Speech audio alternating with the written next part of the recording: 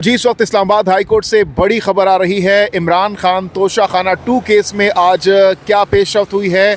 इमरान खान के वकील खालिद यूसुफ चौधरी साहब इस वक्त हाई कोर्ट पहुंचे थे और इस वक्त बाहर आ रहे हैं। खालिद यूसुफ चौधरी साहब बताइएगा आज तोशाखाना 2 केस के हवाले से क्या पेशरफ्त हुई है। देखिए जी, इमरान खान साहब साबिक़ वज़ीर-ए-आज़म पाकिस्तान के एक मकबूल तरीन सियासी रहनुमा, अवाम के एक पसंदीदा रहनुमा, जो गुज़िश्ता 2-3 सालों से सियासी इंतकाम का जीने निशाना बनाया जा रहा है। साइफ़र केस के अंदर सज़ा सुनाई गई, अदालत ने बरी कर दिया। निकाह केस में सज़ा सुनाई, अदालत ने बरी किया। उस वक़्त एक तोशाखाना केस 30 जनवरी 2024 को सज़ा सुनाई गई, अदालत ने बरी किया। 13 जुलाई 2024 को इमरान खान साहब के ख़िलाफ़ आखिरी केस था जिसमें वो जेल में थे, वो था निकाह इद्दत केस। इस्लामाबाद की सेशन अपीलेट कोर्ट के अंदर उसकी अपील की समाअत हुई। 13 जुलाई 2024 को इमरान खान साहब को उस केस के अंदर बरी कर दिया गया। अब उस वक़्त इमरान खान साहब के ख़िलाफ़ मज़ीद कोई भी केस नहीं था कि जिसके अंदर उनको जेल में रखा जाता, जिसके अंदर उनको मज़ीद कैद में रखा जाता। तो फिर तोशाखाना 2 केस एक अचानक फ़ौरन से रातों रात तैयार किया गया और सुबह दूसरे ही दिन इमरान खान साहब की उसके अंदर रिमांड लिया गया और उनको फिर अभी तक उसी केस के अंदर पाबंद सलासल रखा गया है। अब ये वाला जो केस है तोशाखाना 2 केस, जिसमें 20 दिसंबर 2022 को सज़ा सुनाई गई है, तो इसमें इमरान खान साहब के ख़िलाफ़ कोई भी शहादत नहीं है, कोई जेनवन गवाह जो होता है जिसको हम गवाह कहते हैं इस्तगासा का, वो नहीं है। इन्होंने 20 गवाहान की एक फ़हरिस्त जमा करवाई, उनके बस कागज़ी खाना पूरी की गई और 17 साल की कैद की सज़ा सुनाई गई। और यूँ इमरान खान साहब की जो इस वक्त तक कुल सज़ा जो 65 साल कैद की सज़ा सुनाई जा चुकी है। पाकिस्तान के अंदर जो औसत उम्र है एक शख्स की वो होती 65 साल है और इमरान खान साहब को सिर्फ 2 सालों के अंदर 65 साल की कैद की सज़ा सुनाई गई। तो आज उसके ख़िलाफ़ हमने अपील तैयार की थी। तो आज यहाँ हमने इस्लामाबाद हाई कोर्ट के अंदर अपील दायर करने आज मैं यहाँ पहुँचा हूँ और अपील हमने यहाँ दायर की और हमने अदालत से ये भी गुजारिश की है कि इस अपील को जल्द अज जल्द समाअत के लिए मुकर्रर किया जाए और 7 जनवरी 2026, क्योंकि आजकल अदालती तातीलात चल रही हैं, छुट्टियां हैं, तो अदालती तातीलात के फ़ौरन बाद 7 जनवरी 2026 की तारीख़ हमने अदालत से मांग की है कि वो हमारी अपील के मुकर्रर करने की तारीख़ रखी जाए। और क्योंकि इमरान खान साहब को और उनकी अहलिया बुशरा बीबी साहिबा को नाहक और इंसाफ की पामाली करके सज़ा सुनाई गई है, तो इस अपील को जल्द अज जल्द सुना जाए और इस अपील में बर्री किया जाए। इससे पहले हमने देखा कि कुछ दिन पहले अडियाला के बाहर पहुँचे इमरान खान का जो दस्तखत है वकालतनामे पर वो करवाना चाह रहे थे, तो क्या वो दस्तखत अब करवा लिए गए?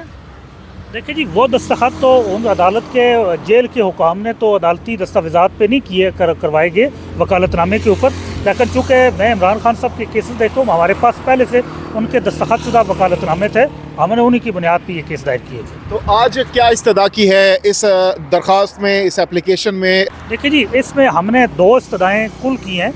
दोनों इस्तदाएँ बेसिकली उसको आप एक ही इस्तदा के हैं कि ये जो जजमेंट पास की गई है सज़ा की, कन्विक्शन की, इसको सेटिसाइड किया जाए और इमरान खान साहब को और बुशरा बीबी साहिबा को इन इल्ज़ामात से बरी करार दिया जाए। उसके ऊपर हमने पूरी तफसील से लिखा है कि ये केस कैसे कायम किया गया, अचानक इमरजेंसी में कायम किया गया और ये केस कायम किया नहीं जा सकता था, क्योंकि पहले ही इस केस के अंदर 3 बार इमरान खान साहब को सज़ा सुनाई जा चुकी है, इसके अंदर बीबी साहिबा को 1 बार सज़ा सुनाई जा चुकी है, तो उस केस के ऊपर दोबारा से ये केस कायम नहीं किया जा सकता था।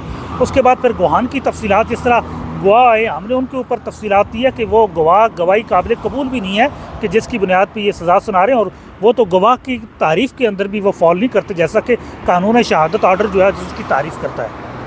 और अब क्या उम्मीद है, ये दरख्वास्त अगर लगती है, हेयरिंग होती है, तो खान साहब अगर इसमें आपको कोई रिलीफ मिलता है, आपकी जो दरख्वास्त है उस के हवाले से कोई इंसाफ आपको मिलता है, तो क्या आपको लगता है खान साहब अगर इस केस में बरी हो जाते तोशाखाना 2, तो क्या वो बाहर आएंगे? बुशरा बीबी अगर बरी होती हैं तोशाखाना 2 केस में, तो क्या वो बाहर आ सकते हैं?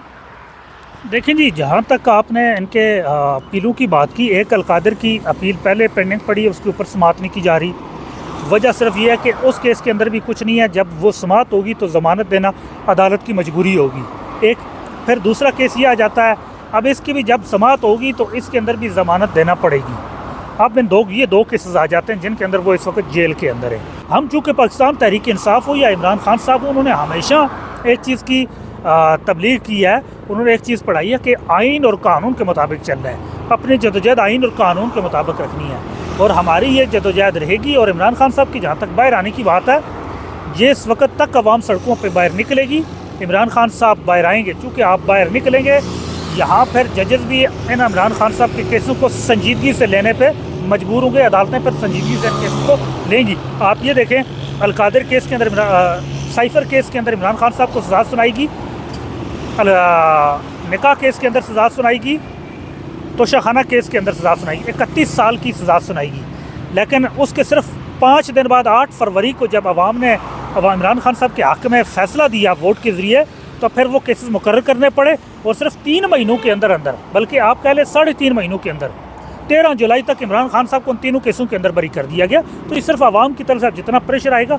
मैं आपको एक बड़ा अहम नुक्ता बता दूँ, इमरान खान साहब को 30 जनवरी 2024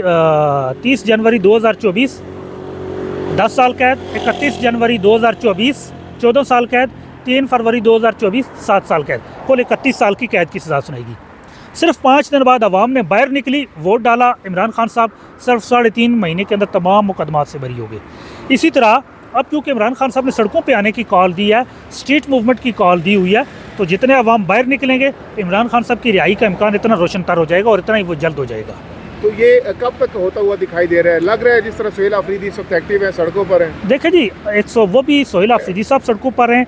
8 फरवरी को पहिया जाम हड़ताल की भी कॉल दी गई है तहरीक तहफ़्फ़ुज़ आईन पाकिस्तान की जानिब से और पाकिस्तान तहरीक इंसाफ की जानिब से भी। तो 8 फरवरी जितना कामयाब डे होगा, इमरान खान साहब की रिहाई का इम्कान उतना ही करीब तर आता जाएगा। अच्छा, महमूद खान अचकज़ई, अलामा राजाना, नासिर अब्बास, वो भी इस वक्त काफ़ी तगोदो कर रहे हैं। मुज़ाकरात के हवाले से क्या कोई पेशरफ़्त हुई है?